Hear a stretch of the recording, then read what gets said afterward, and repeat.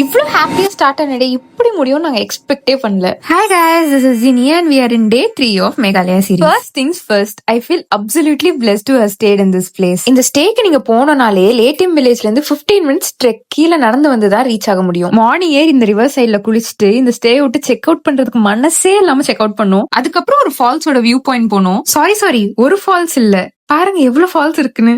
But இன்னைக்கு எங்களோட ஐட்னரியில மேகாலயாஸ் மோஸ்ட் டிஃபிகல்ட் ட்ரெக் இருந்துச்சு. That's nothing but the double decker living root bridge trek. இதுக்கு 3500 ஸ்டெப்ஸ் கீழே பிளஸ் 3.5 கிலோமீட்டர்ஸ் நடக்கணும். கீழே நடக்கிறதுலாம் பிரச்சனையே இல்லைங்க, ரிட்டர்ன் ஜர்னி நினைக்கும் போதுதான் படப்படன்னு இருந்துச்சு. But somehow we did it.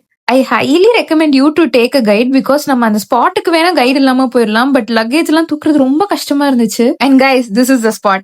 And it took solid 3 hours for us to reach here. So it felt like an accomplishment. Fortunately, அவ்வளவு crowd இல்லாதனால we were taking bath and having full fun. இன்னுமே கொஞ்சம் trek பண்ணா rainbow falls வரும்னு சொன்னாங்க. But we were completely tired. So கொஞ்சம் சாப்பிட்டுட்டு return கிளம்புறதுக்கே 6:30 மேல ஆயிடுச்சு. Return was so tough. எங்களே நாங்க சேர் பண்றதுக்காக டான்ஸ் ஆடிட்டு இருந்தோம். அதுக்கப்புறம் நாங்க எக்ஸிட் வந்து சேர்றதுக்கு 9:30 ஆயிடுச்சு. அப்ப டே 4 என்ன நடந்துச்சுன்னு நெக்ஸ்ட் வீடியோல பார்க்கலாம். பை.